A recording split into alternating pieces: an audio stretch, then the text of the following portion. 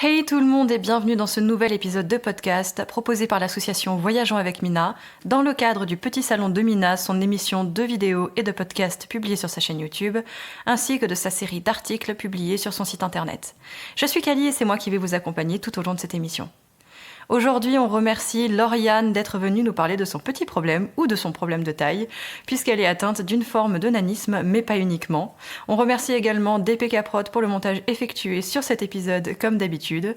Et si vous aimez ce contenu, n'hésitez pas à le liker, à le commenter, à le partager d'ailleurs sur les réseaux sociaux et à rejoindre les nôtres. Vous pouvez également jeter un œil à la cagnotte qui est dans la barre de description, et également au lien de l'article qui vous mènera à la version écrite de cette interview, si c'est un format qui vous plaît davantage. En tout cas, moi je vous remercie et je vous souhaite une très bonne écoute et je vous dis à la prochaine. Bonjour tout le monde et bienvenue dans ce nouvel épisode de podcast avec notre nouvelle invitée du jour qui est Lauriane, qui va nous parler un peu de son parcours et de pourquoi je l'interviewe aujourd'hui. Salut Lauriane. Salut tout le monde. Est-ce que tu peux te présenter ?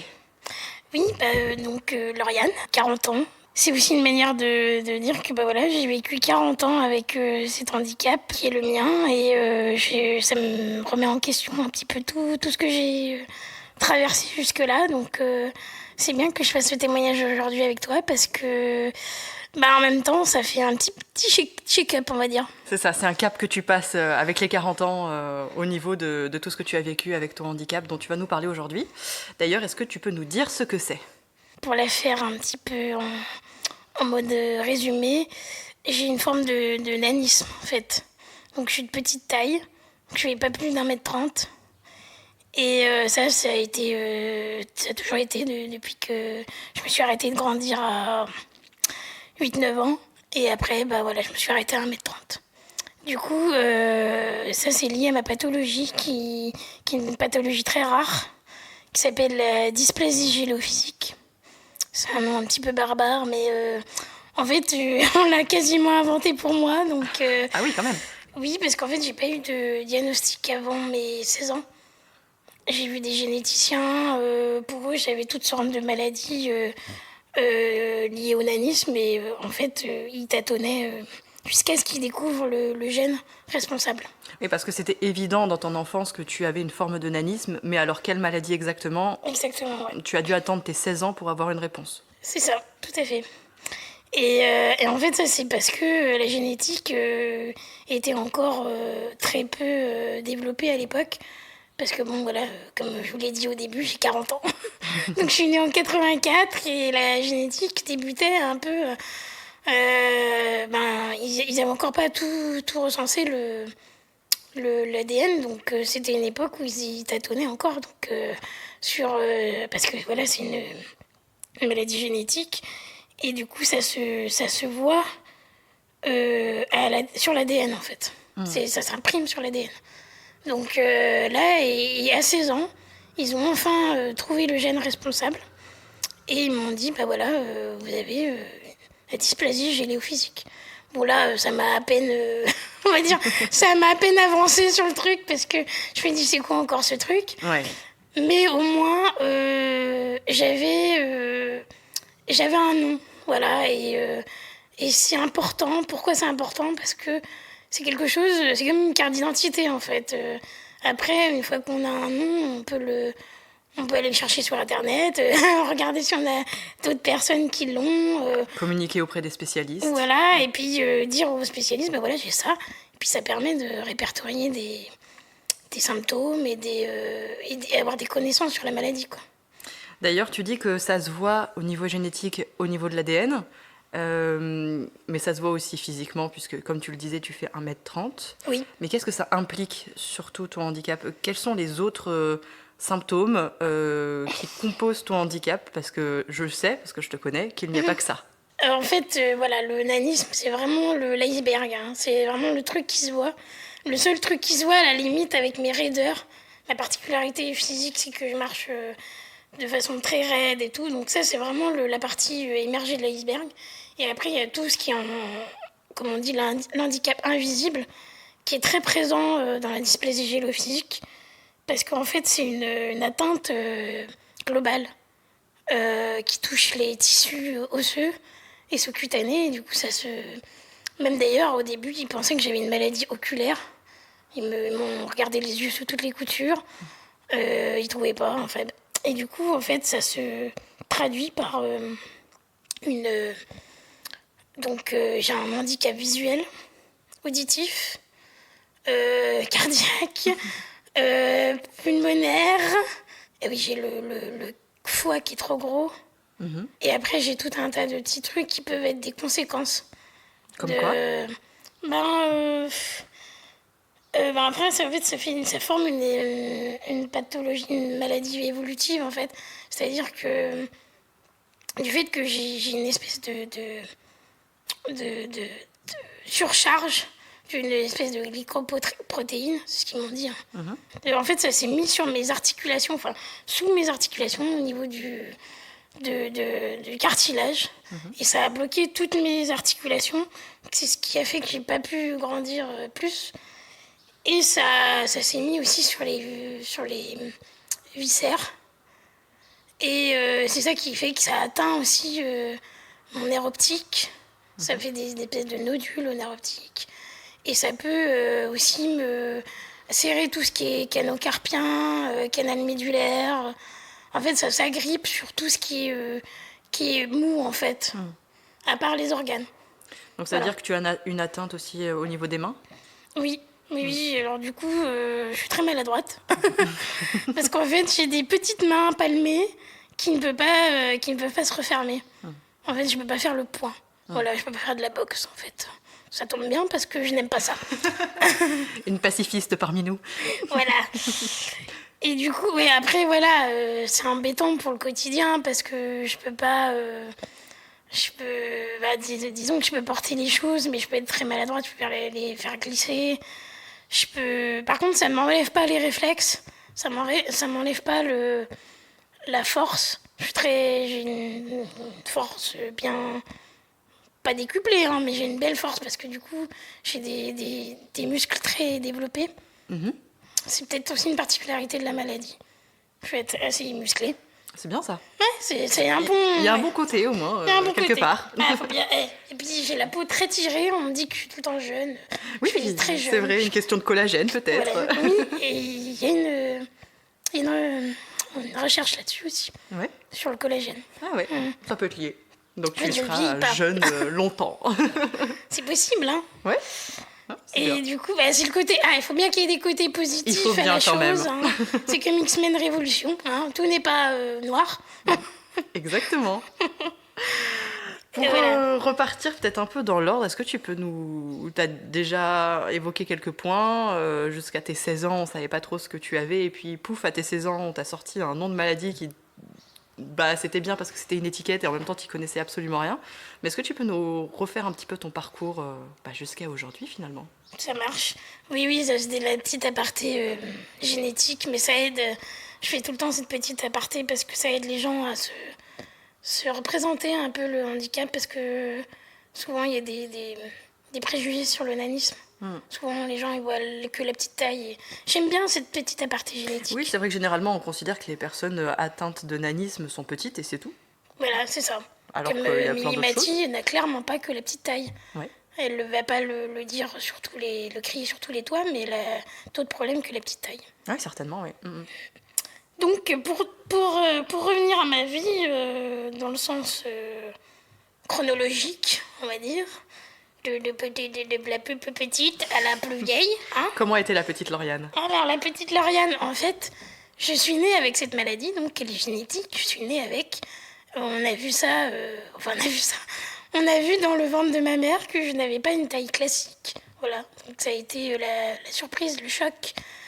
À 6 mois de grossesse, ils ont constaté que je n'étais pas un petit être humain normal. Mais voilà, ça n'a pas empêché mes parents de me garder. Ils m'ont gardée malgré tout, voilà. Et je suis née avec les bras plus courts, les jambes plus courtes. Mais alors à la naissance, c'était surtout la taille. Je n'avais encore pas tous ces aspects de la maladie qu'on n'a pas du coup pas pu voir venir en fait.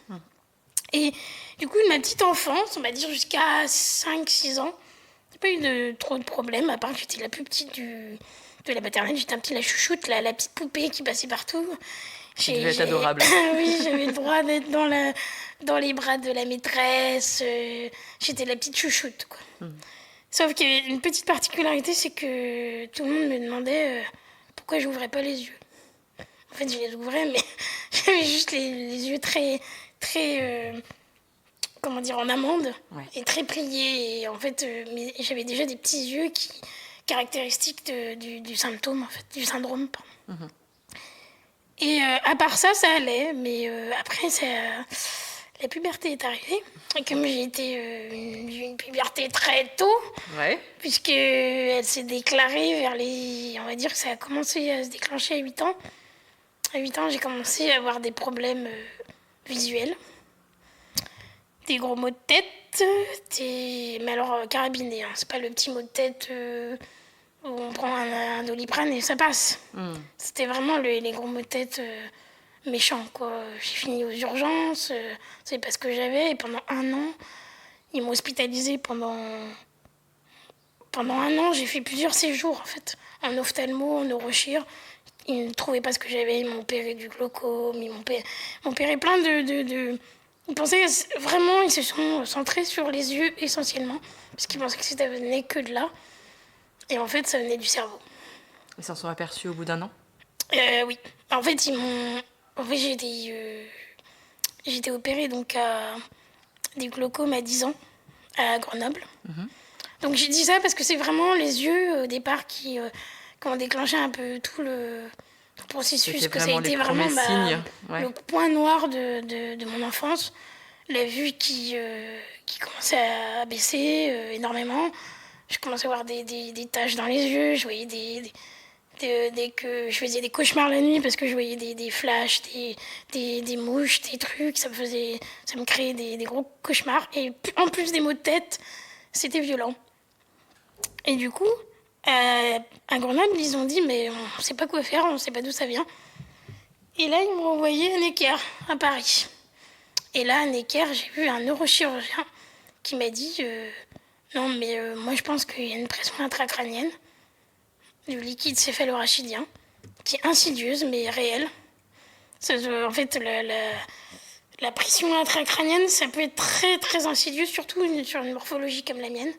C'est-à-dire que moi, ça tapait mon cerveau et ça se voyait pas, en fait. Ça se voyait pas aux IRM.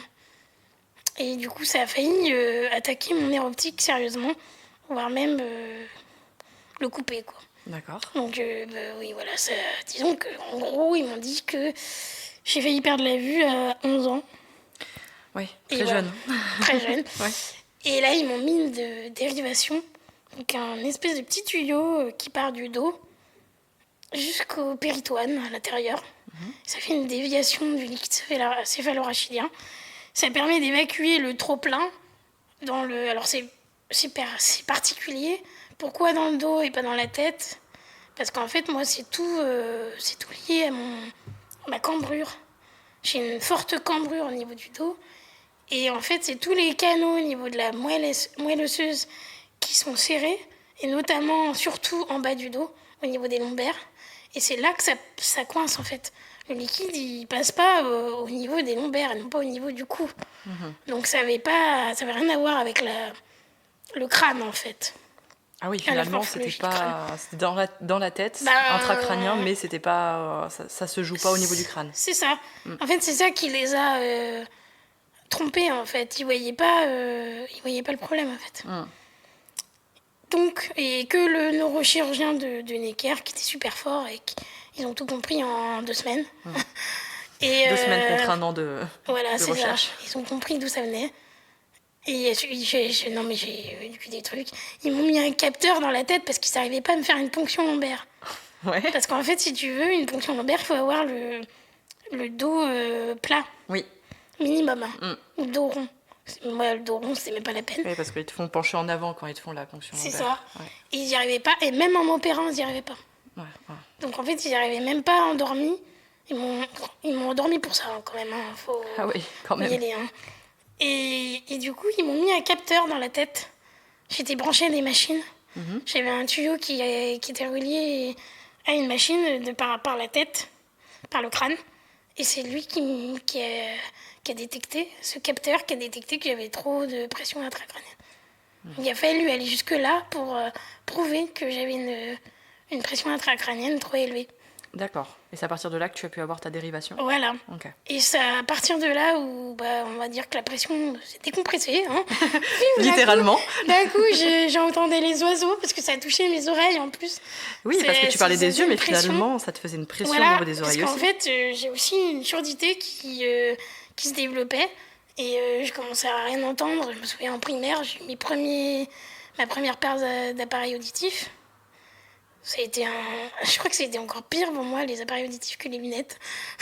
C'était vraiment, à l'époque, il n'y avait pas d'oreillette Bluetooth, c'était vraiment pas... C'est pas faux. C'était moche, quoi, voilà. Et donc, en fait, quand j'ai eu la dérivation, j'ai eu une espèce de déblocage au niveau de la tête. Je me suis mise à entendre bien, j'ai plus une maux de tête du jour au lendemain, tout s'est arrêté, en fait. C'était vraiment ça qui se passait. Et merci, le neurochirurgien, je le dois beaucoup à ce neurochirurgien de Necker, parce que lui, il m'a sauvé la vue, les oreilles, il m'a tout sauvé, lui. Ouais, c'est vrai qu'il est intervenu au bon moment quand même. Hein. Ah oui. Mais bon, voilà, toujours est-il que ça reste quand même un truc à surveiller la vie. C'est un gros problème, parce que la pression peut revenir, et surtout que c'est tellement insidieux comme problème, tellement très peu connu, que maintenant ils sont tous à la retraite, ces médecins. Il n'y en a pas un qui connaît mon cas. Et ça reste un problème. Oui, parce que tu me disais lors de notre précédente conversation que tu avais des rendez-vous, notamment avec l'ophtalmo, tous les 6 mois pour checker l'évolution de ta vision. Oui, et j'ai toujours des neurochiens qui ne connaissent pas le problème. Donc ça fait pas flipper du tout. Non, pas du tout. Parce que quand on sait que je passais à ça, de perdre la vue, et quand t'as encore des neurochirurgiens qui te disent aujourd'hui que c'est pas possible, ce qui m'est arrivé, ça fait râler, quoi. En fait, moi, je suis la seule témoin avec mes parents de ce qui m'est arrivé. Je suis la dernière témoin parce que tous ces médecins, ils sont introuvables maintenant. Il y en a peut-être un qui est encore à Necker et les autres qui sont tous à la retraite ou morts, j'en sais rien. Il n'y a pas eu de passation de savoir. Oui, mais il faut savoir que j'ai un dossier de peut-être 20 cm de haut. Pas mal. Et qu'il n'y a personne qui va se pencher dessus pour aller voir en dessous du paquet et pour aller étudier tout ce qui s'est passé quand j'avais 10 ans, quoi. Et quand t'as un neurochirurgien qui te tient tête, faut savoir qu'un neurochirurgien, c'est le mec qui touche 20 000 balles par mois, qui te regarde de haut et qui te dit non mais je sais mon métier, madame. Voilà. Donc, et qui ose te dire non mais ça peut pas arriver alors que ça m'est arrivé, quoi. C'est ça, exactement. Je suis la preuve vivante. Voilà, je suis la preuve vivante. J'avais peut-être 10 ans mais j'ai des souvenirs comme si c'était hier, quoi. Ouais. Donc, et c'est rageant, quoi. Mes parents commençaient à devenir âgés, ils ont des souvenirs qui s'effritent aussi. C'est normal aussi qu'eux perdent cette mémoire, quoi. Mémoire des choses, quoi. Si on fait un arrêt sur image sur cette période-là où tu as pu avoir cette rencontre avec ce neurochirurgien à Necker, donc tu avais quoi, 11-12 ans ? Oui, et j'ai eu la dérivation, j'allais avoir 12 ans. Comment tes parents ont suivi cette évolution de la maladie ? Alors ma mère, pas du tout, ça n'a pas été quelque chose de très facile pour elle. Ça a vraiment été dur pour ma mère. En plus, c'est une personne très angoissée.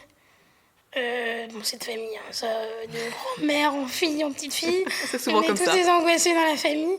Et je pense que je n'ai pas aidé le truc parce que déjà, c'est une famille, mes parents adorables qui sont, ma famille et tout, le handicap ne connaissaient pas du tout. C'était pas leur milieu du tout. Il n'y a personne d'handi dans la famille. Aucun handicap, hein, ni physique, ni mental, ni rien. Donc c'était vraiment le plongeon dans l'inconnu. Quand ils m'ont eu, c'était le truc, vraiment l'inconnu, quoi.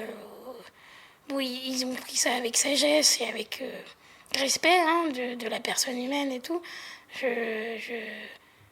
D'ailleurs, je les remercie pour ça. Grâce à eux, j'ai une belle vie quand même.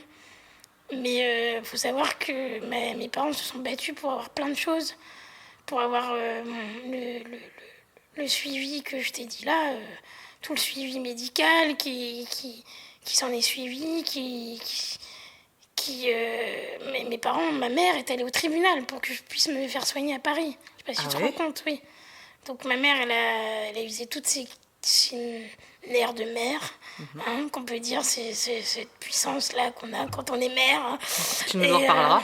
Voilà. Mais je pense que ça lui a pas fait du bien quand même, ça, sur la longueur. Parce que c'était une période très difficile pour ma mère, je pense. Mais c'est des choses dont je me rendais pas compte à l'époque, parce que j'étais jeune, que maintenant que j'ai 40 balais, je peux comprendre ce qu'ils ont vécu, quoi. Oui, c'est ça. Maintenant, tu es un peu à leur place, ou en tout cas, tu peux te mettre un peu à leur place, même si tu ne vis pas exactement la même chose en tant que mère, mais voilà. Exactement. Après tes 12 ans. Donc, après mes 12 ans, donc ce passage-là, heureusement, c'est vite tari, on va dire. J'ai continué à avoir des petits soucis. J'ai été opérée des canaux carpiens. Les canaux carpiens, c'est les canaux qu'on a au niveau des mains, au niveau des poignets, le canal carpien. Et c'est, je sais pas si vous avez déjà entendu ça, la maladie de la couturière. C'est-à-dire que quand on serre trop les mains, on sent plus ses doigts. Et je commençais à perdre, en fait, je me rappelle encore, comme si c'était hier, j'étais dans le cabinet de consultation du neurochir et de toute la cellule qui me suivait à Necker. Et il me demande, alors Lauriane, je me rappelle encore, comment ça va? C'était en 97 à l'époque. Et j'en avais ras-le-bol de l'hôpital. Moi, je voulais qu'une chose, c'est qu'on me dise que tout aille bien. Et là, je dis, allez, en rigolant. Je pensais que c'était en rigolant. Je dis, oui, ça va, à part que je sens pas mon index. Qu'est-ce que j'ai pas dit là? Et là, je dis ça parce que je suis repartie pour une batterie d'examen. Et c'est là qu'ils ont vu que j'étais atteinte de la maladie de la couturière, quoi, des carpiens qui se... En fait, c'est les canaux qui s'embrumaient, en fait, qui se chargeaient d'une surcharge d'une substance et qui s'étaient en train de se bloquer, quoi. Et si on ne faisait rien, je pouvais ne plus ressentir mes mains et plus m'en servir, quoi. Donc, grosse frayeur encore une fois. Oui. Alors, c'est pas quelque chose de grave en soi, hein, mais c'est quelque chose qu'il fallait régler tout de suite, quoi. Donc, passage par la case opération, Nico, quoi. Ça m'a enchaîné. C'est pas le truc qui me plaisait bien, quoi. J'imagine. Que surtout à cet âge-là. Oui. Du coup, en 1997, rebelote sur le billard. Opération des canaux carpiens. Des deux mains en même temps. Ils m'ont pas fait une après l'autre. Donc je me suis retrouvée avec deux poupées aux mains, au réveil, à plus pouvoir me servir de mes mains. Mais j'avais une soif, je me rappelle encore. On se souvient de ce truc. On se souvient de détails des fois. T'sais. Ah, mais c'est un truc de fou. Je me réveille, j'étais dans ma chambre d'hôpital, je me réveille, j'avais une soif phénoménale. J'avais qu'une envie, c'était de déjeuner. C'était petit déjeuner, c'était le matin, tu sais. Et je savais qu'il y avait des super chocolats chauds et tout. J'avais envie d'un chocolat chaud. Et il dit, mais non, mais il faut attendre un petit peu parce que tu vas être barbouillé, le risque c'est de vomir, quoi. Mais du coup, j'attendais. Les minutes passaient. J'ai peut-être dû attendre même pas 1 heure. Je me suis jetée sur le chocolat chaud. Et trop déterminée. Et d'un coup, j'avais envie de vomir, quoi. J'étais pas bien et tout. Je suis partie en courant aux toilettes. J'en pouvais plus. J'ai pas vomi parce que je déteste vomir. Ah, on est d'accord. Voilà. Mais voilà, j'étais pas bien et je me suis rendu compte que j'étais allée un peu trop vite. Voilà, faut pas aller trop vite en besogne après une opération. Les anesthésies, ça fait souvent pas beaucoup de bien. Et heureusement, ça a été une des dernières opérations que j'ai eues enfant. Parce que j'ai eu l'appendicite, j'ai eu les glaucomes, j'ai eu... j'avais calculé à l'époque combien je m'étais fait opérer parce que entre le fait qu'ils avaient essayé de me faire les ponctions lombaires, tout ça, j'avais au moins 9-10 anesthésies faciles. En tant qu'enfant, jeune adolescente, ça fait quand même beaucoup. C'est surtout qu'au niveau scolaire... d'ailleurs, comment ça se passait?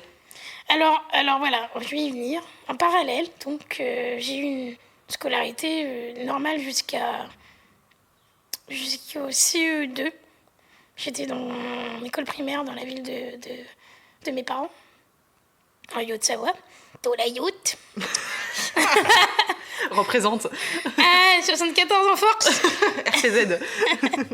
Et du coup, voilà, j'étais en école primaire là-bas, normalement. Bon, après, mes camarades, bon, ils avaient bien compris qu'à force, j'avais un handicap qui se voyait de plus en plus, enfin, qui se déclarait de plus en plus. Je voyais, je me fatiguais plus à la marche, je voyais pas grand-chose au tableau, il fallait que je sois devant. Je mettais de plus en plus des lunettes de plus en plus fortes, voilà. J'entendais rien en plus, donc j'avais du mal à suivre à l'école. Et notamment, je commençais à regarder les autres, comme je vivais mal mon handicap. J'avais l'impression que tout le monde me regardait de travers, quoi. Du coup, j'ai vraiment mal vécu le début de la primaire. Commençait à être difficile. Et là, j'ai tapé du poing sur la table. Pendant que je me faisais opérer, là, j'allais souvent à l'hôpital et tout. Et je côtoyais beaucoup d'enfants en situation de handicap ou de maladie. Enfin, de toutes sortes, quoi. Et je me suis dit, moi, je veux aller avec eux, en fait. En gros, quand j'ai compris que j'avais un handicap, j'ai dit, je veux aller avec les enfants qui ont des handicaps. Je veux vivre comme eux, quoi. Je veux les rencontrer. Je veux arrêter d'être différente, quoi, des autres. Je supportais plus d'être différente. Tu voulais trouver une forme de confort à côtoyer des personnes qui, certes, n'avaient pas forcément le même vécu que toi, mais qui comprenaient ce que c'était que de vivre avec des contraintes Exactement. que la plupart des enfants n'avaient Et pas. ça se retrouve encore aujourd'hui. C'est vrai. Encore quelque chose que je comprends encore aujourd'hui. Enfin, que j'affectionne encore aujourd'hui. Après, je dis pas que j'ai pas réglé certaines choses, mais c'est encore quelque chose évolue, que... oui, Voilà, on évolue. Mais voilà, à l'époque, c'était vraiment quelque chose que c'est moi, c'est mon choix. C'est pas mes parents, attention. C'est pas mes parents, je veux bien faire comprendre que c'est pas mes parents qui m'ont envoyé en IME. Aujourd'hui, on appelle ça un IME, mais à l'époque, c'était un CES, Centre d'éducation spécialisé, où tous les handicaps se côtoyaient. Toutes sortes de handicaps, on était tous mélangés. Il n'y avait pas les plus handicapés et les moins handicapés. On était tous dans un centre d'éducation spécialisé, avec une école spécialisée et une rééducation. Voilà. Donc on avait de la kiné, de l'ergo, on avait des médecins qui étaient attribués au centre d'éducation spéciale. Et on faisait tout le package au même endroit, quoi. D'accord. Tout le Donc tu suivi. étais bien entourée finalement à cette Oui, période-là. et il y avait des éducateurs qui nous apprenaient l'autonomie. Et pour moi, c'était mon but. J'avais envie d'être autonome. J'avais plus envie de dépendre des autres. Tu vois. Parce que quand on a un handicap, surtout le multi-handicap comme moi et pas polyhandicap, on m'a dit encore une fois, il n'y a pas si longtemps qu'il ne fallait pas mélanger. Je ne savais pas qu'il y avait une différence. Si, apparemment, il ne faut pas dire polyhandicap parce que polyhandicap, c'est intellectuel aussi. D'accord. Et moi, j'ai le multi-handicap parce que je n'ai pas le handicap intellectuel. Eh bien, on en apprend tous les jours. Voilà. C'est un podcast éducatif. Donc là, je dis pas que tout était rose. Hein. C'était une partie de ma vie qui était quand même pas simple. Je vivais des choses quand même compliquées avec ma maladie. Donc si tu veux, ça a été... je pense que ça a été mitigé. J'ai eu des bons côtés parce que j'ai gagné en autonomie, j'ai gagné des amis pour la vie, j'ai gagné aussi la capacité à affronter l'effet miroir. Je sais pas si tu connais l'effet miroir. Non, je connais pas. En fait, l'effet miroir, c'est de se regarder soi-même, en fait. C'est d'accepter soi-même, de s'accepter. De s'accepter, d'accord. L'effet miroir dans le handicap, c'est d'accepter le handicap. Voilà, je me regarde. Enfin, j'ai accepté de me regarder. C'est ça. De s'accepter, de se voir tel que l'on est et de prendre ce qu'il y a à prendre en compte. Et en fait, vivre avec. C'est ça. En regardant les autres en situation de handicap, j'ai accepté mon handicap. J'ai appris à accepter mon handicap, j'ai appris à vivre avec, j'ai appris à l'aimer. Alors l'aimer, c'est peut-être un grand mot, mais j'ai appris à vivre malgré tout, quoi. Malgré les difficultés très pesantes, parce que je pense pas que j'ai eu un petit handicap. Je pense pas en avoir un petit, même si ça se voit pas tout le temps, mais je pense que être en situation de surdité et À la limite de la malvoyance, c'est pas facile, tous les jours. C'est sûr. Combiner, c'est compliqué, oui. J'ai du mal avec ça parce que je sais jamais comment me qualifier. Je vois, donc c'est pas... Pour moi, je suis pas malvoyante.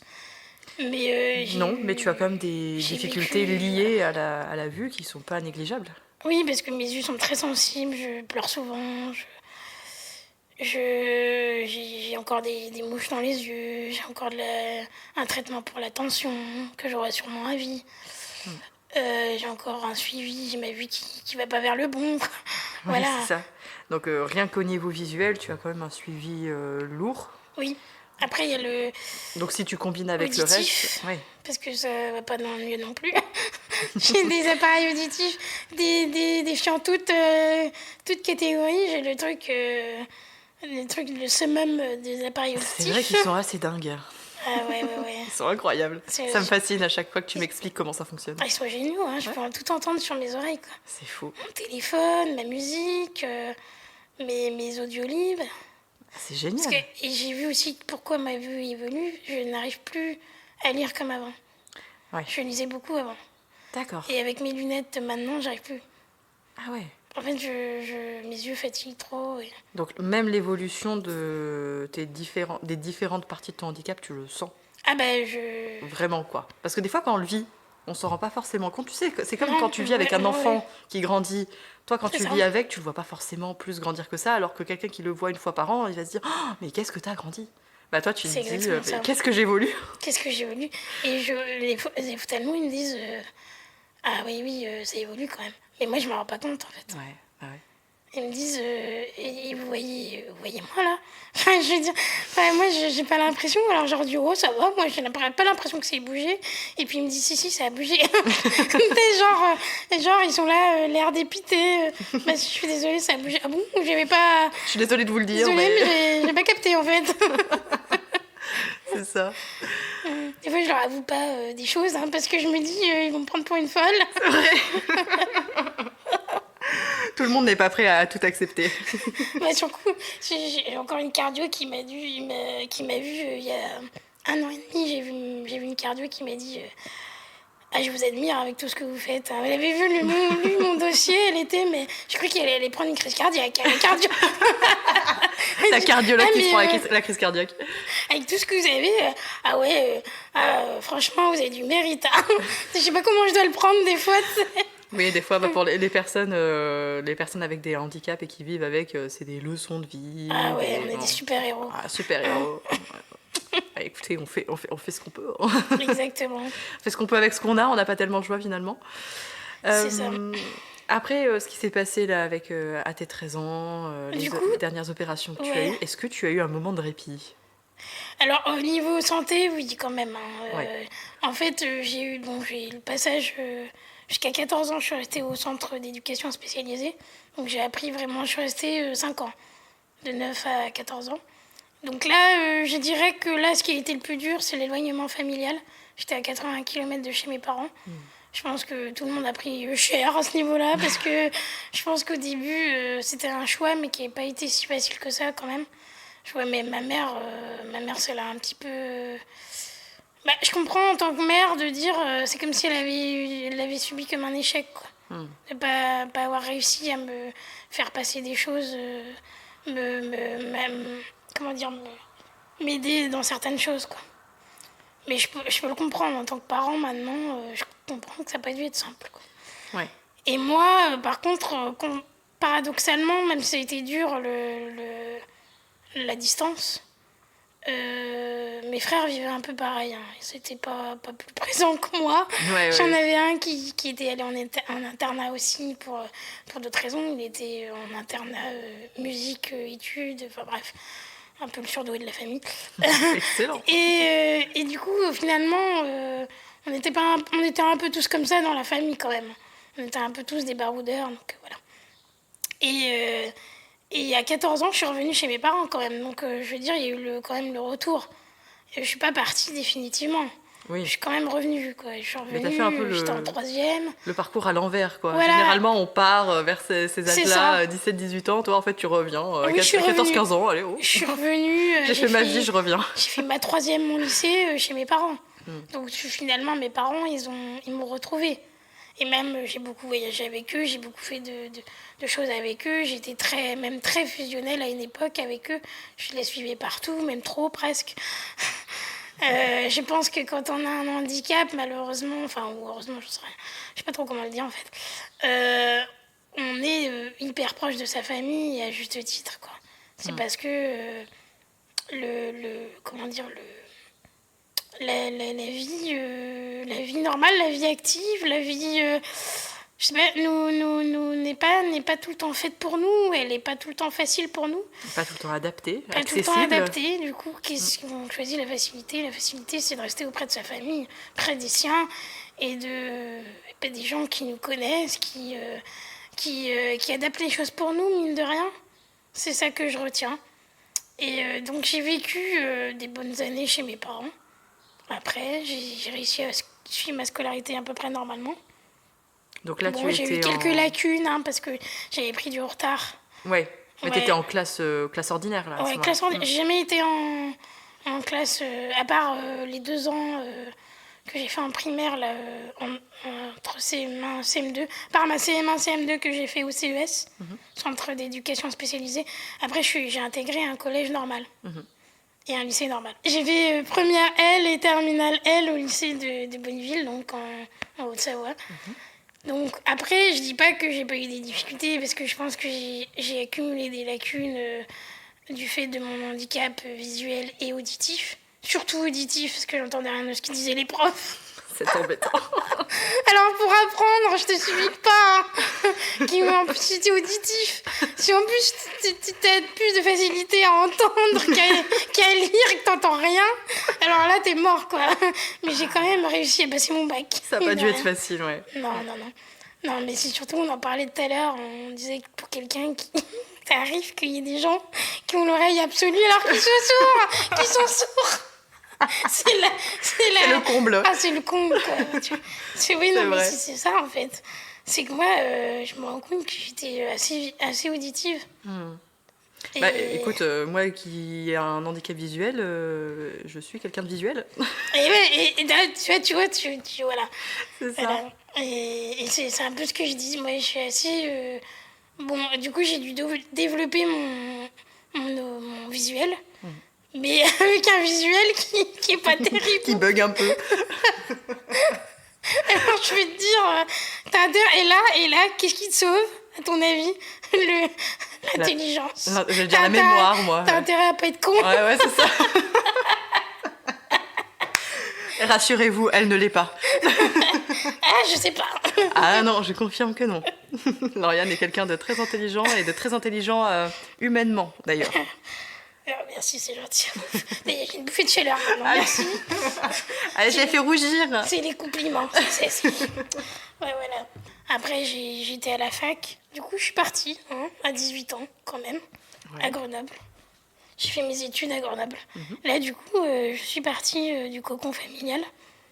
Même si je revenais tous les week-ends, comme tous les étudiants. Ouais, c'est souvent comme ça. Pour récupérer la bouffe à maman. Pour faire le linge. Pour laver son linge. Exactement. Mais du coup, je suis partie en université. Donc, j'ai fait... alors, j'ai essayé... attention, accroche-toi. Si. J'ai essayé le droit. Oh, non. Si. Incroyable. Le droit. Je me suis plantée lamentablement, mais c'était une expérience comme une autre. Je ne dis pas ça, je ne suis pas, comment dire, c'est pas parce que Lauriane a fait du droit que j'ai quelque chose contre le droit ou quoi, c'est juste que je ne la connais pas sous cet angle-là. Vous allez comprendre pourquoi bientôt. Dis-nous tout, qu'est-ce que tu as fait ensuite? C'est bizarre ton nom. Non, après, du coup, j'ai quand même persisté 2 ans. La fille qui aime bien se flageller, tu sais. J'ai quand même persisté 2 ans. J'adore le code civil. J'adore. Non, mais j'en suis dit, j'ai vraiment mal entendu. Peut-être que peut-être j'ai juste loupé ma première année, c'est pas grave, c'est un peu... Bon, bref. Et au bout de 2 ans, je me suis...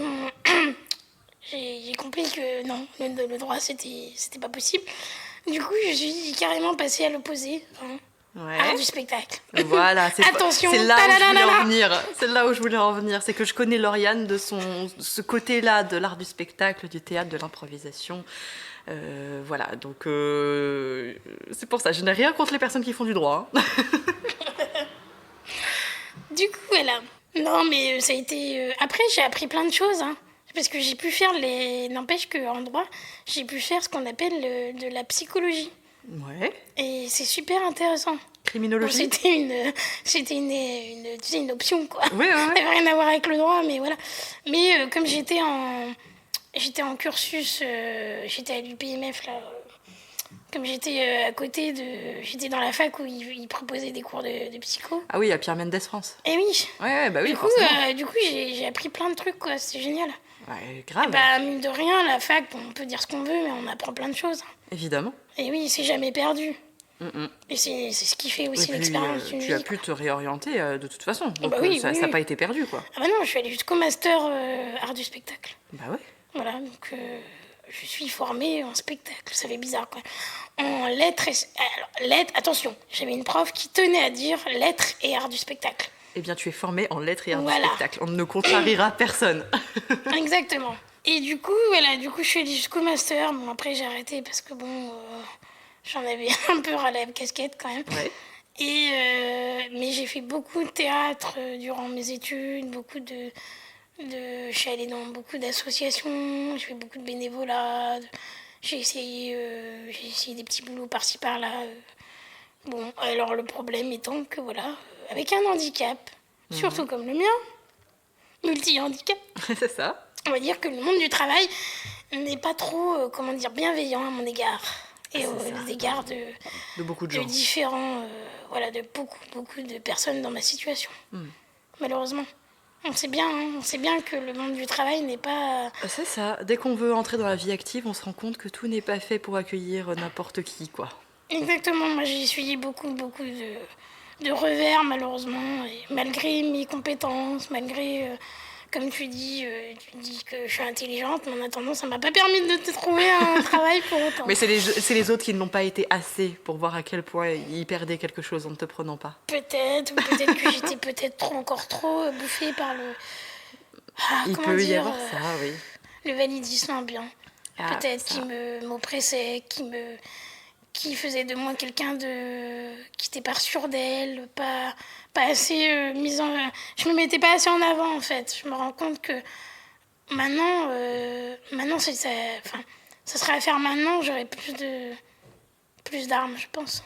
Et petite question, donc tu as fait art du spectacle. Oui. Qu'est-ce que tu en as fait ensuite? Alors ensuite, je l'ai mis sur un CV. J'adore. Le truc... Tu voulais te lancer là-dedans? Est-ce que tu voulais, je sais pas moi... Alors moi, j'aurais adoré, oui. Être comédienne?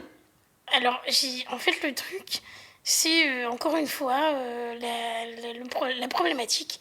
Alors, il y en a qui disent, mais arrête de te bloquer comme ça pour des futilités. Mais non, c'est pas une futilité. Il faut savoir que comédien, eh ben, quand on parle comédie comme ça, ouais, c'est tout rose, tout beau. Ah oui, ceux qui se travaillent à la télé, ils s'amusent. Non, on s'amuse pas. Hein.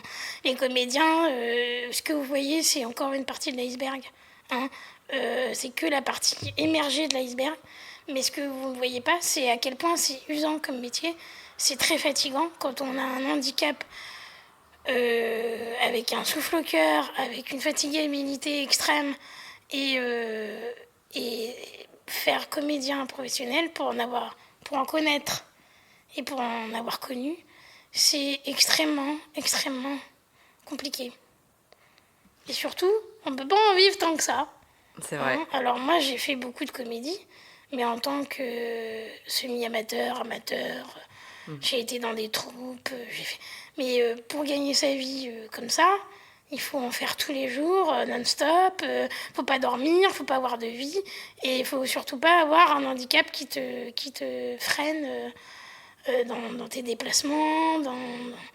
En fait, c'est très très physique comme métier, très très physique, et moi j'ai pas le physique malheureusement. Tu as quand même fait des tentatives? Parce qu'on a pu J'ai fait des te tentatives. voir à la télé, si je me dis. Oui, j'ai fait des tentatives. Parce que je me suis dit, sur un malentendu, qui sait, peut-être que j'arriverai à percer. Parce que en fond de moi, ça a été quand même quelque chose que j'avais envie de faire. Mhm. C'est quelque chose que j'avais envie de percer. Quelque part, j'ai envie de trouver ma voie. Mais on m'a dit un jour, Lauriane, toi, avec ton physique, tu vas à Paris et tu vas avoir du boulot. On te trouvera un rôle de la naine de service, tu t'auras du boulot toute ta vie. Comment tu as accueilli cette remarque? Et j'ai pas aimé du tout. Ouais. Parce que je dis non mais je suis pas la naine de service moi. Parce que moi dans ma tête je me vois pas en tant que telle. J'ai envie de vivre des rôles différents. J'ai pas envie de faire le nain de service comme on dit. Ouais. J'ai envie de vivre des rôles normaux. Des rôles de gens normaux ou de gens lambda avec un handicap s'ils veulent, mais des gens lambda. Ouais, Voilà, des rôles lambda. bien sûr. Un peu comme je sais pas si tu connais le personnage de Game of Thrones, Oui. qui est de petite taille, Tyrion, mais ouais. il n'est pas écrit de petite taille. Oui. Il n'a pas été écrit comme ça, le personnage. Oui, alors dans le livre, c'est effectivement une personne de petite taille, mais dans le film, oui, effectivement, il n'était pas écrit comme ça. Voilà. Ouais. Et enfin, en tout cas, c'est pas sa particularité. Voilà. C'est pas ce qui fait que. Pas pour ça qu'il a été pris, quoi. Je veux Ouais. dire, il a un rôle à part entière. Oui, c'est ça. Et- Bah, Tyrion, tout ce qu'il fait, Bah oui. c'est pour ceux qui connaissent l'univers Game of Thrones, tout ce que accomplit Tyrion dans la série, on lui doit beaucoup de choses. Hein. Ah bah c'est ça. Et c'est ça, c'est des rôles comme ça que j'aimerais trouver. Mais alors il y en a un par siècle, non? Je sais pas. Voilà, non mais pour dire à quel Oui. point dans le problème du spectacle, quand t'es de petite taille, ça passe... Comment dire? Il faut aimer quoi. Il faut aimer être utilisé pour sa taille. C'est ça. Oui, c'est un peu le mot, effectivement, utilisé. Ouais. Et j'ai beaucoup Alors, ceci dit, j'ai aucun a priori là-dessus, parce que je connais des gens de petite taille qui font du cinéma, qui font de la télé, en connaissance de cause. Hein, ils savent très bien qu'ils sont utilisés pour leur taille, mais ils en ont rien à faire tant qu'ils passent à la télé. Pour eux, c'est tout bénef, quoi. Ouais. Et je les comprends. Parce que moi, je pense que si on m'avait fait une proposition, je pense pas que j'aurais dit non, tu vois. Ouais. Si on m'avait proposé Joséphine Ange Gardien, j'aurais pas dit non. Hein. Ça, c'est sûr. Ouais. Mais c'est vrai que ça te pose une petite question. Tu te dis, qu'est-ce que j'ai envie de faire passer comme message? Ouais. Enfin, au niveau moral, est-ce que ce que j'ai vraiment envie de véhiculer? Est-ce que c'est vraiment ça que j'ai envie que les gens Porter en tant que... retiennent, ouais. quoi. C'est ça. Mais donc, tu as pas persisté. Non, parce qu'il fallait Là-dedans. vivre à Paris. Et moi, je n'aime pas trop Paris. Ouais. Et puis, il y a toujours ces difficultés de déplacement, ces difficultés de fatigue, Oui. Ça m'a fait peur, en fait. Plein de problématiques qui se posent Ouais. à côté. J'avoue. Alors, ceci dit, aujourd'hui, je le ferai. C'est vrai. Ouais, aujourd'hui, je le ferai. Ah ben, Parce vous que savez j'ai quoi eu faire. l'impression... Si vous êtes réalisateur mais oui. ou quoi, Voilà. n'hésitez pas. Ouais, parce qu'en fait, aujourd'hui, je me suis mis des barrières, en fait. Ouais. Et en fait, en fait, ce que je reprochais à la société, je me le suis fait à moi-même. Tu sais, c'est ce que je me reprochais de ne pas m'inclure, Ouais, c'est vrai. de me rejeter, je me le suis fait à moi-même, en fait. C'est vrai. Je me c'est suis pas mis faux, ouais. les mêmes barrières que la société me mettait, en fait. Et aujourd'hui, je me dis, mais merde, on n'a qu'une vie, quoi. Pourquoi j'ai pas foncé? Pourquoi j'ai pas osé? Si ça se trouve, j'y serais arrivée. Donc, est-ce que c'est en partie pour ça que tu as repris le théâtre? D'ailleurs, est-ce que tu as Oui. déjà arrêté le théâtre? Non, j'ai jamais arrêté. T'as jamais arrêté? Ah non, j'ai jamais arrêté. Je dis reprendre parce que moi je connais Lauriane depuis quelques mois et je l'ai vue à l'œuvre, on va dire ça comme ça, en tant qu'improvisatrice sur scène. Et voilà, la question étant, est-ce que tu vises toujours qu'on te voit à la télé, au cinéma, dans des reportages, dans des clips, je ne sais pas. Ah oui. D'ailleurs, je passe dans un clip. Dis-nous tout. Alors, si vous voulez me voir physiquement, hein, parce que là, vous ne me voyez pas, je joue l'entendez. je danse, notamment, alors que, voilà, moi, la danse, c'est pas mon premier truc, mais je danse dans un clip de Nino. À l'époque, il s'appelait comme ça. La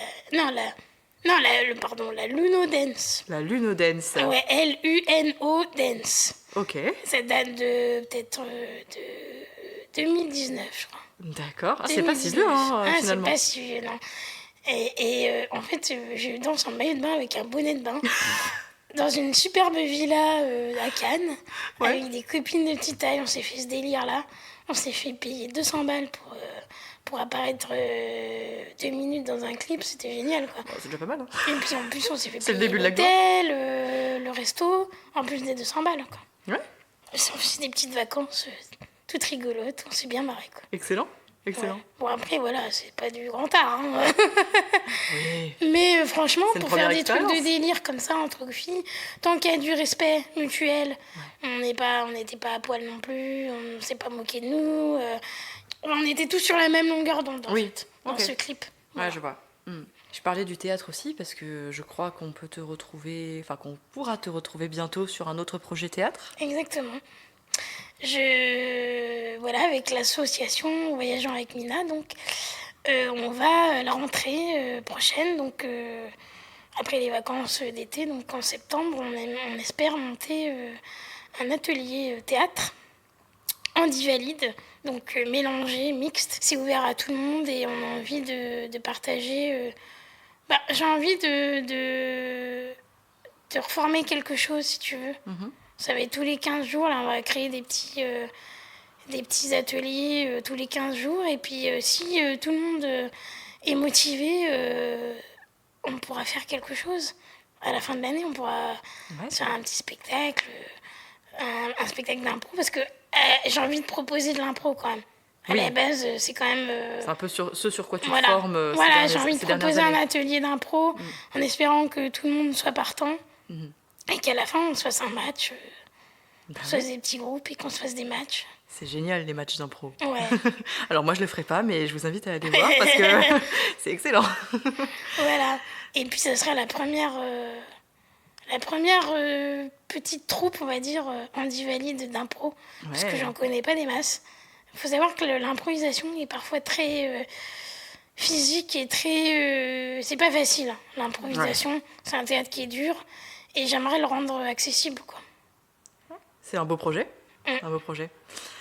Donc tu parlais de l'association Voyageant avec Mina, bonjour, dans laquelle tu es bénévole depuis quelques mois, mais tu es une personne également assez engagée de façon générale. Je crois que tu fais partie d'une autre association pour les personnes de petite taille. Oui. Tu es à Voyageant avec Mina, tu as été formatrice aussi pour des auxiliaires de vie.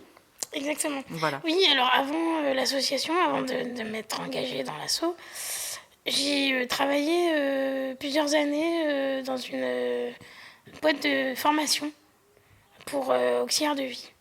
Et en tant que formatrice et sensibilisatrice au handicap.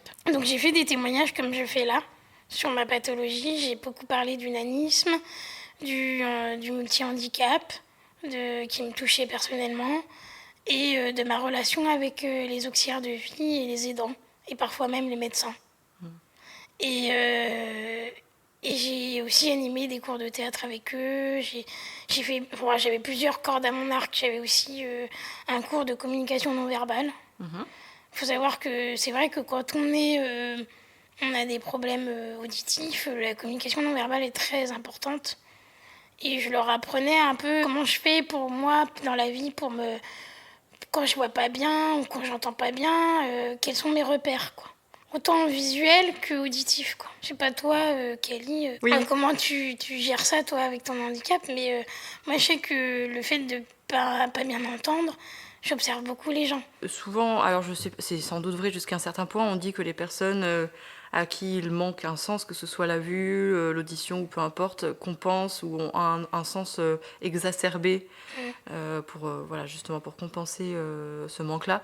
Je ne sais pas si c'est exactement ce qui se passe, mais en tout cas, on se base beaucoup plus sur les autres sens, évidemment, parce que c'est des réactions parfois de survie et juste de vie en société, pour interagir, pour pouvoir vivre au quotidien, pour pouvoir avancer, pour pouvoir évoluer. Et effectivement, on est obligé d'avoir recours à des petits stratagèmes qui se basent sur les autres sens.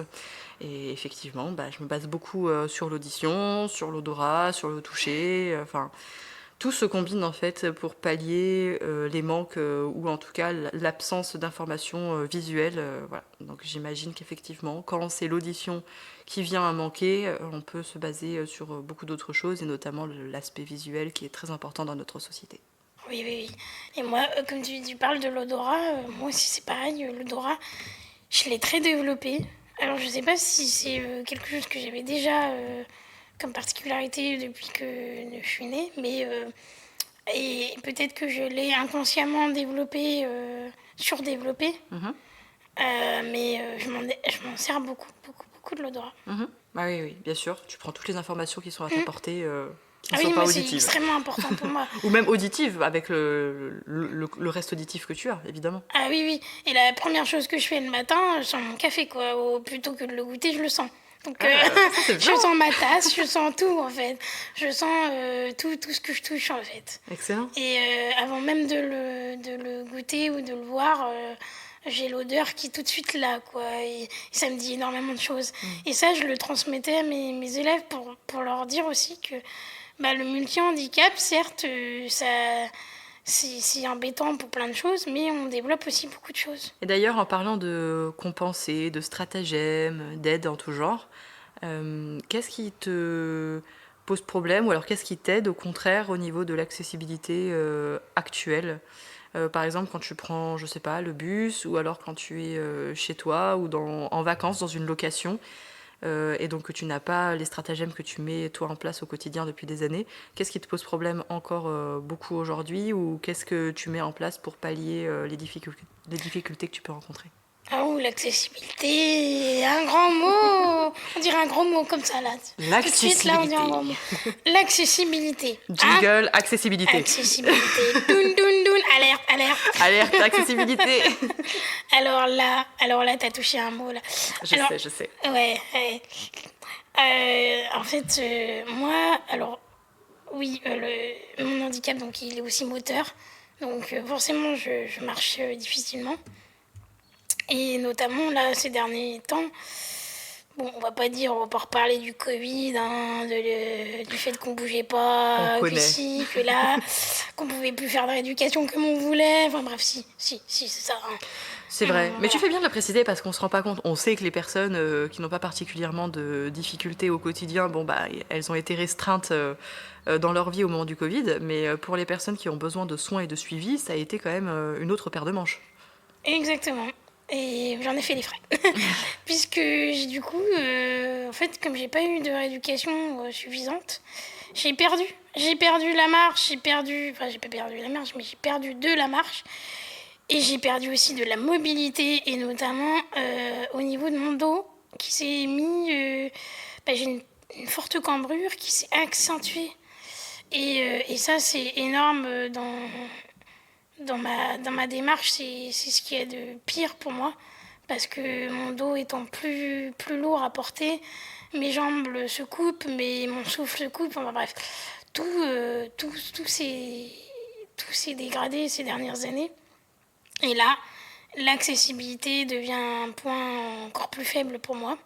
Parce que jusqu'à maintenant, je me déplaçais en trottinette manuelle. Je précise. Alors, j'en ai une électrique, hein, mais quand on fait 1m30, je vous laisse deviner le topo. Hein, une électrique à 1m30, c'est dur, c'est lourd, c'est haut, c'est compliqué. Et c'est dangereux surtout. Aussi. Voilà, donc j'ai une trottinette manuelle que j'utilise encore et que j'utiliserai toujours, j'espère. Mais voilà, c'est une aide à la marche. Et pour vous dire pourquoi j'utilise ça, parce que je l'utilise comme un espèce de déambulateur. Parce que moi, j'ai pas de problème d'équilibre, mais j'ai le problème de me tenir le dos quand je marche et les jambes qui flanchent parce que je tiens pas la marche, quoi. Donc la trottinette, c'est l'idéal pour moi parce que je peux continuer à faire du sport, je peux me déplacer, je peux aller un peu partout. Et c'est ce qui était vraiment optimal pour moi.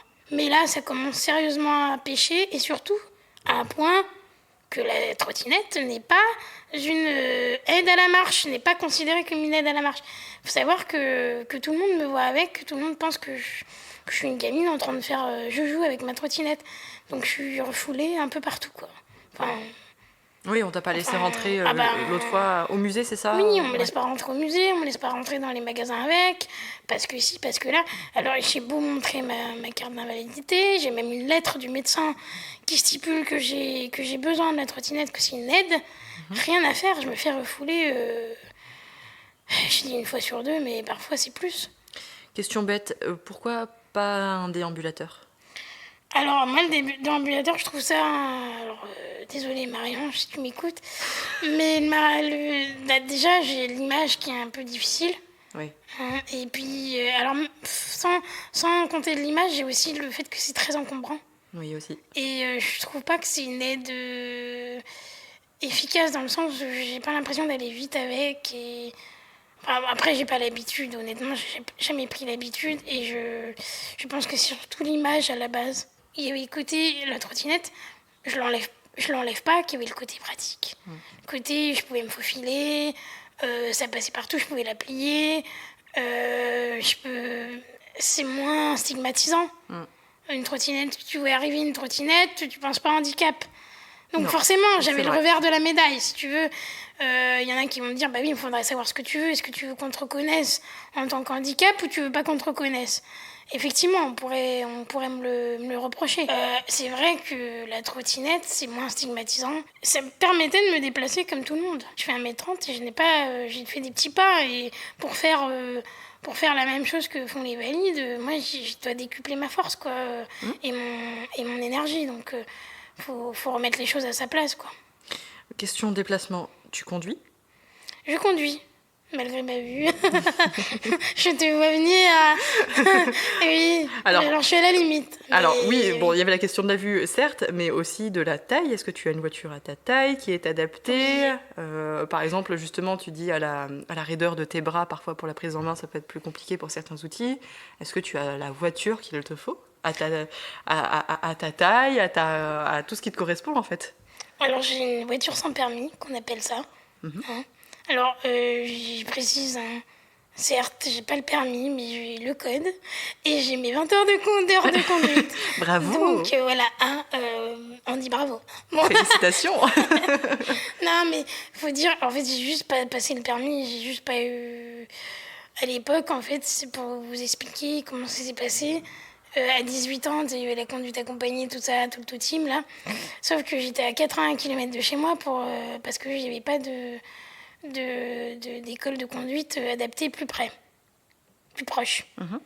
Donc j'ai dû faire tout en accéléré, code, cours de conduite. Sauf que l'accéléré, bah, ça va bien, mais j'avais mes études à faire à Grenoble. Oui, évidemment. Et qui n'étaient pas au même endroit en plus. C'est vrai. Donc, au final, j'ai privilégié mes études. J'ai laissé tomber le côté conduite. Je suis pas allée jusqu'au permis, en fait. Ouais. En fait, je vous avoue, j'ai fait une grosse erreur. J'aurais dû aller jusqu'au permis, mais j'ai oublié le permis. Et comme j'avais pas besoin de voiture, j'ai oublié le permis. Ouais. Et ceci dit, plusieurs années après, je me suis mordu les doigts parce que ça m'aurait bien servi. Quand j'ai eu besoin d'une voiture, là, j'étais emmerdée, quoi. Ouais, je comprends. Sauf que bah, j'avais pas envie de refaire tout le team, tout le truc, de repasser le code, machin. Et par facilité, et puis par peur aussi de devoir encore réaffronter toutes ces questions au niveau du handicap, tout ça, j'ai pris une voiture sans permis. Ouais. Et là, j'ai adapté ma petite voiture avec des pédales rehaussées, un coussin à l'arrière. Et puis c'est une petite voiture, donc c'est plus facile à adapter. C'est une automatique, j'ai pas besoin de passer les vitesses. C'est facile à garer, les créneaux sont simples, ça reste petit, on va pas sur l'autoroute, t'as pas besoin beaucoup moins de tracas. Oui, c'est vrai. Mais tu peux faire les petits trajets comme si tu avais un scooter. C'est très bien. C'est très bien pour ce que j'en demande, pas plus. Voilà, Quoi. ce que tu as besoin de... Ah, j'ai pas besoin d'aller faire 500 km avec. Quoi. C'est sûr. Mais qu'est-ce qui te pose problème au quotidien, je sais pas, dans des activités, dans des visites, quand tu Alors, pars en bah, vacances, en voyage? Parce que tu voyages. Oui. Voilà, tu voyages Voyage, beaucoup, si tu veux nous en j'adore parler un ça. petit peu aussi. Oui, j'adore. Alors, c'est marrant parce que, bon, pour la petite histoire, je suis devenue maman il y a 10 ans. Hein. C'est vrai qu'on n'en a pas parlé. Oui, on n'en a pas parlé. On va en reparler tout de suite après. C'est bizarre. Non, mais on s'est arrêté à la fac aussi. Oui, c'est vrai, on n'a pas terminé ton parcours. Voilà. En fait, là, j'ai un petit garçon. Bon, maintenant, il a 10 ans quand même. Hein. Il a grandi, le petit garçon. Plus Il est plus petit. Et c'est vrai que je sais pas si c'est le fait d'être maman, ça m'a quand même pas mal donné de force en fait. Je sais pas comment l'expliquer. J'ai eu une espèce de... Parce que tu devais plus juste penser à toi, mais penser aussi à lui. Ouais, c'est ça. On est moins centré sur notre... Comme tu dis, exactement. On est centré sur nous-mêmes. C'est ça. Quand on est parents. Et j'avais envie de prouver à la terre entière que c'était possible, quoi. Qu'on pouvait avoir un handicap et qu'on pouvait être maman, quoi. Ouais. Les parents. Mais le parcours jusqu'à la maternité, comment après, voilà. ça s'est passé? Après, voilà, il y a eu la problématique de la maternité avec le handicap. Ça, c'est sûr. Je le cache pas, ça. C'est sûr que c'est pas une mince affaire. Ouais. Bon, alors... Voilà, j'ai rencontré mon futur mari maintenant. Hein. Mon futur mari, mais bon, pour nous, c'est comme si on était mariés. Hein. Oui. Ça fait 15 ans qu'on est ensemble. Au bout d'un moment, on peut considérer que... quand même. Et pour moi, il n'y a pas de trop de différence à ce niveau-là. Hein. Je veux dire, pour moi, je le considère comme mon mari. Et quand je l'ai rencontré, c'était l'évidence. Je veux dire, quand tu sais que c'est avec lui que tu veux faire ta vie, que tu veux avoir un enfant, il n'y a pas de... C'est automatique, je sais pas comment dire, c'est naturel, quoi. Ouais, c'est évident, c'est une évidence. Voilà, c'est une évidence. Et pour moi, l'évidence, c'était la maternité, quoi. Et je me voyais pas ne pas être mère. Je sais pas. Et pourtant, avant 25 ans, je m'en fichais. Ouais. Royal. Je me dis non, ça se trouve, je le serai jamais. Mais quand j'ai rencontré mon chéri, eh ben... Là, c'était évident. Ouais, les choses se sont imposées. Voilà. Ouais. J'ai dit c'est bon, mais en fait, c'est parce que voilà, je pense que c'est un peu instinctif. Hein. Ouais. On est en confiance, en fait. Ouais, évidemment. Voilà. Et là, je me suis dit, bon, par contre, voilà, avec ma pathologie, il faut pas faire ça comme ça, quoi. Je suis allée faire un check-up complet. Spécial maternité. C'est le truc spécifique sur le papier, check-up, spécial maternité. Bonjour, je viens pour check-up, spécial maternité. J'ai pris l'option. Donc, alors, je prends option cardiologue, option pneumologue, option... Voilà. Tout ce qu'il faut. Mais tout ce tout ce à quoi on ne penserait pas forcément... En tant que valide. Voilà, c'est ça. Exactement. C'est pour ça que je rappelle bien à nos auditeurs que j'ai fait ça de façon réfléchie. Et jusqu'au dernier moment, on s'est posé la question, est-ce que ça serait possible? Est-ce que c'est raisonnable? Oui, parce que ça ne vous impliquait pas déjà, il y avait la question de la génétique. Ouais. Bon, ça, je savais que je ne pouvais pas la transmettre. Donc déjà, ça m'a enlevé un point quand même, parce que faut savoir que quand tu peux transmettre une maladie, je dis pas que ceux qui ont une maladie ils n'ont pas à avoir d'enfants. Alors là, pas du tout. Hein. Je connais des gens qui peuvent transmettre leur maladie et je vois pas pourquoi on les empêcherait d'être parents. Hein. Je veux dire, c'est cruel d'empêcher quelqu'un d'être parent. Quoi. Ouais, évidemment. Ouais. Après, ça appartient à chacun. Je veux dire, si tu sais que tu peux transmettre une maladie, ça t'appartient de savoir si tu peux l'assumer ou pas. C'est juste que la question se pose différemment. Exactement. Mais moi, ça se posait pas parce que je pouvais pas la transmettre. Bon, ceci dit, on peut transmettre plein d'autres trucs qu'on sait pas. Hein. Oui, donc j'aime bien parce que... on n'est pas au courant, quoi. Et c'est exactement ce que je disais à mes stagiaires. Je dis, mais attendez, la génétique, c'est pas parce que vous savez que vous pouvez transmettre ça que vous pouvez pas transmettre d'autres trucs. Mais évidemment. Tu peux transmettre tout plein de trucs dégueulasses sans le savoir, donc... Ouais. Voilà. Donc, après tout, voilà. Mais tout, c'est la vie. C'est le jeu de la vie, hein, comme on dit. Mais est-ce que la grossesse pouvait avoir un impact sur ton handicap ? Voilà, alors là, c'était ça qui valait se poser comme question. Et qu'on s'est posé, évidemment. Donc, j'ai fait le check-up cardio, pneumo, pour savoir si je pouvais supporter la grossesse. Déjà, c'était la première étape. Savoir si je pouvais supporter la grossesse. Donc ça, j'ai passé les petites coches vertes. Les quoi? Right, correct. Ah. Tu sais, les trucs. Ah, t'as coché, t'as checké. J'ai tout coché en vert. Check. Bon, Check. ça c'est check, ça c'est check. Vert, vert, vert, vert, vert. Il n'y avait rien de rouge. Ok. Il n'y avait pas de croix, rouge. Donc je me suis dit, bon, ça va, c'est bien parti quand même. Ouais. Donc au niveau cardio, bon, ça a été le dernier à me dire. Ça a été le dernier. Je l'ai regardé, il dit, bon, est-ce que ça passe ou ça casse? Et il m'a regardé, il m'a dit, non, mais c'est bon, ça ira. Ça ira. Ouais, je sais pas comment il m'a dit ça. Faut savoir que c'est quand même un grand cardiologue, hein, je le remercie, parisien, et qui, je lui ai dit, est-ce que la grossesse, ça va aller? Je vais pas avoir de complications. Il m'a dit, non, normalement, c'est bon. J'ai un petit souffle au cœur, mais pas de là à me mettre en danger. Ouais. Voilà. Donc jusque-là, tout allait bien. D'accord. Après, l'évolution de la maladie, il faut savoir qu'on est quand même sur une maladie rare. Ça, on peut pas savoir à l'avance Ok. si ça va faire quelque chose, si ça va développer un truc. On sait pas si c'est lié aux hormones, on sait pas si... Tu sais, on peut pas savoir. Des fois, c'est vrai que mes symptômes sont arrivés à la puberté, on pourrait se poser des questions Évidemment. sur la relation avec les hormones, Ouais. avec la croissance. Bon, ceci dit, ça m'a pas affecté plus que ça. D'accord. Après, avec le recul, je n'ai pas eu de...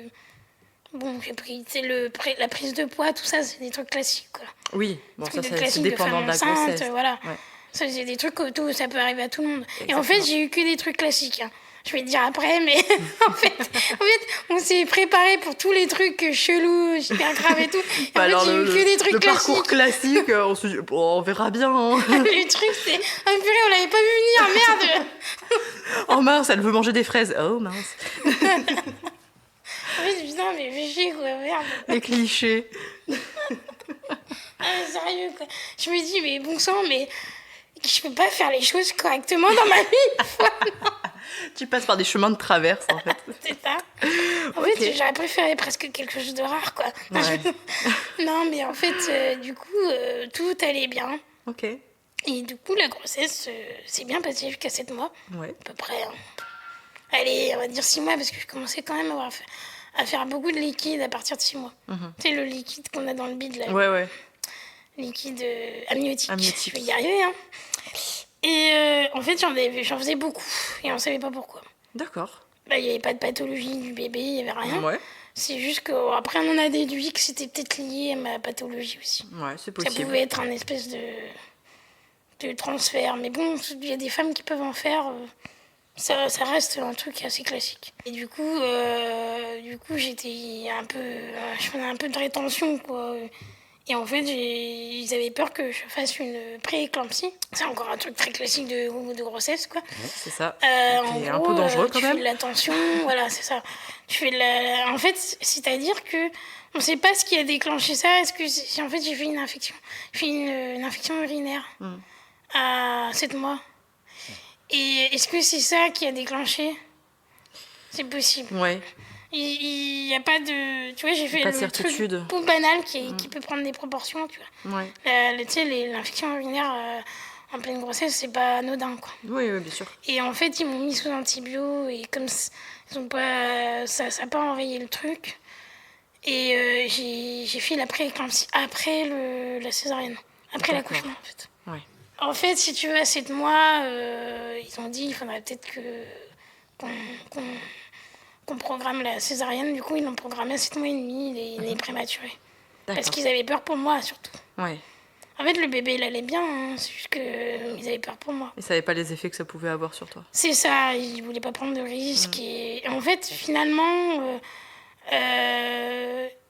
j'aurais pu peut-être tenir une semaine de plus. Mais j'ai quand même fait la pré-éclampsie 2 semaines après, donc D'accord. c'était quand même risqué, tu vois. Ah, je comprends. Au final, il valait mieux faire la pré-éclampsie sans le bébé avec. Ouais. Donc, du coup, la pré-éclampsie, je l'ai fait après la césarienne. D'accord. Ça m'a tout chamboulé les hormones. Tu sais, quand tu fais une césarienne en plein cours de grossesse qui se passe pas trop mal, ça te chamboule complètement, en fait. D'accord.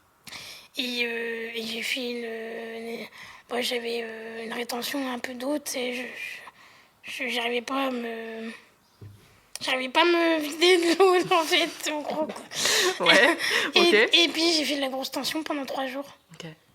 Tu sais, mes 18 de tension, là, les trucs, Ouais, mastoc. oui, quand Et même. en fait, ils m'ont mis sous traitement.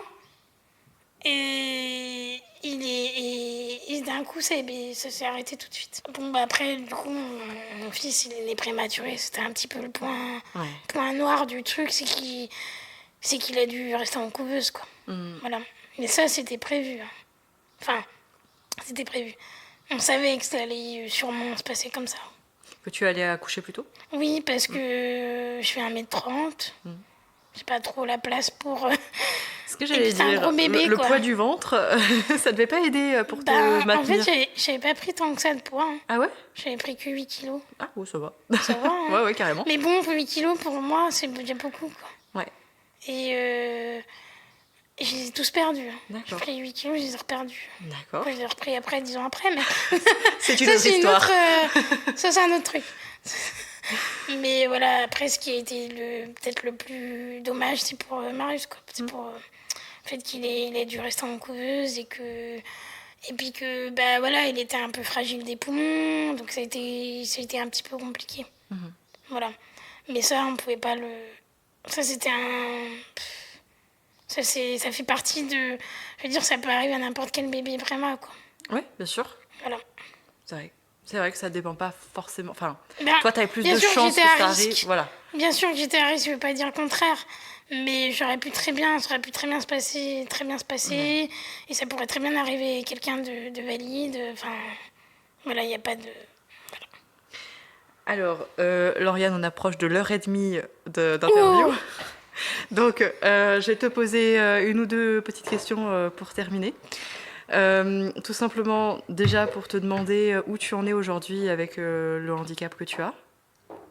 Quelle est ta relation avec lui ? Est-ce que ça a évolué ? Vu que tu disais que tu en as fait des témoignages, qu'aujourd'hui ça ne te bloquerait plus si tu devais un jour refaire de la comédie ou autre chose.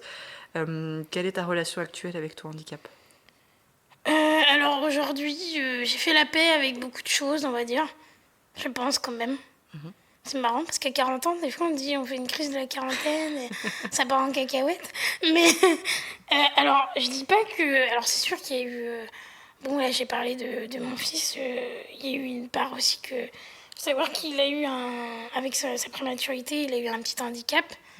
Alors, j'avoue que je l'ai un peu mal pris au départ parce que je me suis sentie un petit peu responsable. Bon, ça reste léger, son handicap, mais bon, on ne peut pas s'empêcher de se dire qu'on est un peu responsable du fait qu'on savait que ce serait plus compliqué pour soi, quoi. Mais bon, voilà, ça fait partie du jeu de la vie. C'est ça, on ne peut pas tout prévoir. Et on peut pas tout prévoir. Pas tout éviter. Et on ne peut pas tout éviter, exactement. Et aujourd'hui, mon fils va très bien, il est heureux, il est super intelligent, il est beau comme tout. Voilà, je veux dire, aussi, je serais passée à côté de ça aussi, quoi, tu vois, je me dis... et puis, du coup, je refais la paix avec tout ça, quoi, au final, j'ai réussi des choses, malgré tout, malgré le handicap. Tout à fait. Et j'espère qu'aujourd'hui, je vais continuer dans cette voie. Je te le souhaite. Et puis continuer Alors, oui, tu parlais des voyages. Oui. Et j'ai envie de voyager. En fait... Une fièvre du voyage. Ouais, en fait, le truc, c'est qu'avant, c'est des trucs de fou. Tiens, on parlait des trucs qu'avant, j'aimais pas et maintenant, j'aime bien. Ouais. Tu sais, ouais. Après devenue maman, j'aimais des trucs, genre le poisson que j'aimais pas, tu sais. Et tu vois, les voyages, avant, j'en avais la trouille, tu vois. Ouais. Oui, mais c'était lié au fait que je me mettais des barrières. Oui, évidemment. Je osais pas trop, tu vois. J'étais dans la retenue. Et en fait, du fait que j'ai passé ce cap de la maternité, ce cap d'oser des choses qui sont au-delà de moi-même, au-delà des barrières, tu vois. Et aujourd'hui, j'ai plus peur de certaines choses. Et là, le voyage, ça fait partie de... Tu n'as plus peur de te lancer vers l'inconnu. Ça fait partie de mes obsessions, tu sais. Oui. Quand est-ce que je pars Il faut savoir qu'avec Lauriane, ça fait peut-être 4 ou 5 mois qu'on se connaît. Elle est déjà partie, je sais pas combien de fois en voyage. Elle me parle déjà de 4 ou 5 voyages à venir. Donc, c'est ça. Des fois, on parle de moi, mais il n'y a pas que moi qui pars en voyage. Mais carrément, parce que je suis la première En fait, que je ne voyage pas un mois, je dis mais quand est-ce qu'on va où là le mois prochain? Il faut qu'on programme quelque chose. Alors ça peut être des petits voyages, hein, attention mes chers auditeurs. C'est des petits voyages de 3-4 jours à droite, en France, pas trop loin. Je suis jamais partie à Dubaï, ni en Californie. Ceci dit, je ne dirais pas non. Tu dis, ça peut arriver, hein. Je ne dirais pas non. Mais c'est vrai que j'ai besoin de changement, j'ai besoin de voir du pays, de voir d'autres gens, de faire En fait, j'ai soif de découverte, d'apprendre des choses des autres, des autres villes, des autres... J'ai soif de découverte, en fait. Et grâce à toi aujourd'hui, les auditeurs auditrices de ce podcast auront appris énormément de choses. Donc merci Lauriane d'avoir participé à cet épisode. Merci pour ton témoignage et pour tous les autres que tu as pu faire et que tu feras encore. Pour l'atelier que tu prépares avec Voyageons avec Mina et lors duquel on pourra te retrouver également Marie-Ange qui t'accompagnera sur ce projet-là. Et moi, j'ai plus qu'à te remercier et à te dire à la prochaine sur les réseaux sociaux de Voyageons avec Mina et ailleurs. Oui, je voulais juste faire un bisou à mon chéri à la fin parce que c'est vrai que j'ai pas beaucoup parlé de lui et à ma famille aussi parce que c'est quand même aussi beaucoup à eux, grâce à eux que j'ai réussi plein de choses dans ma vie aussi. Je veux dire que mon entourage a compté énormément. Voilà. Et donc à ma famille, mon chéri, à mon fils, gros bisous!